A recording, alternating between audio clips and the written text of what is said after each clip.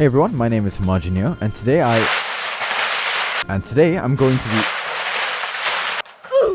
to be upgrading my setup, and I want to bring you guys along to give you guys an update on what I've been up to and hopefully inspire you guys to get some cool stuff for your room. For those of you that have been watching for quite a while now know that I used to have a fully decked out studio that had soundproof walls and acoustic foam everywhere. It was great, don't get me wrong, it was an amazing place to record voiceovers and I really enjoyed using it. Unfortunately, after half a year I decided to move out of that studio for a few reasons. It was pretty small and after a while I would feel a little uncomfortable. There was no natural light or fresh air. It was in a separate building from my actual house and there was no toilet inside, so if I was streaming late at night, I would have to walk out, go into my house and use the toilet there, then come back. It was also very hard to maintain. So I decided, hey, why not just make my bedroom into a mini studio? Now the first thing we need to take care of is acoustics, the qualities of a room that determine how sound is transmitted. When you're recording a voiceover, for example, the acoustics of a room can drastically change how it sounds. If you're in a room with a lot of hard floors and no furniture, it'll have a lot of echo and reverb. Yeet! Compare that to a room with soft surfaces and furniture everywhere. Yeet! This all comes down to how sound travels. Imagine sound as a straight beam exiting your mouth. When you talk, those beams go out of your mouth and around the room. The more hard surfaces you have, the more those beams will bounce around and your microphone will pick that up. This is known as echo or reverb. That's why those large rooms with no carpets or furniture have that distinct echo effect. When you have something soft, fluffy, or designed to diffuse sound in the room, the sound will be diffused and very little or no sound will bounce back. So let's get started. We're going to need scissors, strong double-sided tape, and a lot of foam. I found some 3M heavy-duty tape and it works really well. Make sure to get some strong tape because the foam won't bond very well with weak tape. I'm going to be focusing on the corners of my room and the main wall behind my desk. But before we get into sticking the foam, I want to talk about today's sponsor, Amino. Amino is a great social platform for communities to hang out together.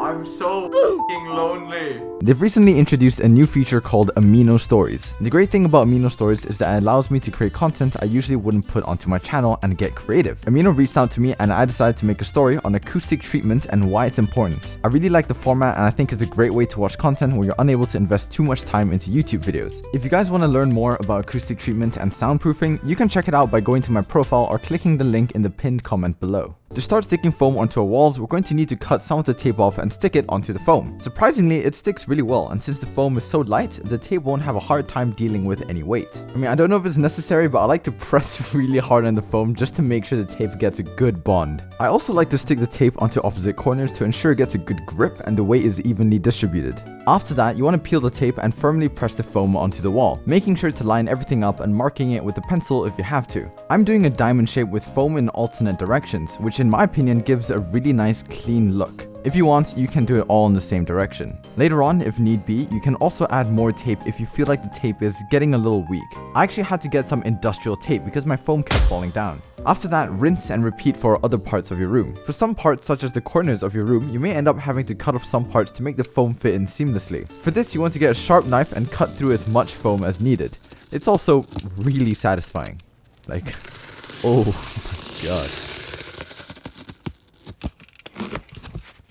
To get a cleaner cut, you want to stretch the foam outwards and take your time. Patience is everything, and plus it's really relaxing. So once I finished sticking all of my foam to the walls, it was then time to focus on another part of my setup, my desk. Anyone who has worked for long periods of time in front of a computer knows just how important their setup is. That's why after long amounts of contemplation, I finally decided to invest a little bit of my savings into an electric desk. I started off by unplugging all my cables. After that, I unscrewed my monitors from the stand and moved it aside. Oh god, this is kind of heavy, but I really don't want to break it. Okay, there we go. Nice and safe. Then my peripherals, speakers, desktop, and everything else. I then cleaned off my old desk, moved it to the side, and started setting up my new electric desk. The tabletop has a nice white matte finish. It measures at 100 by 180 centimeters, and it also has some really cool features. The table is extremely sturdy and gives me a lot of room to put and set up all of my stuff. I also took the time to fix some of the cable management, making everything cleaner and giving it more slack than usual so it wouldn't pull anything if I raised my desk higher or lower. I also purchased an anti-fatigue mat, which helps to keep your feet comfortable over a long period of time. The desk is also equipped with a built-in wireless charger, which is just amazing.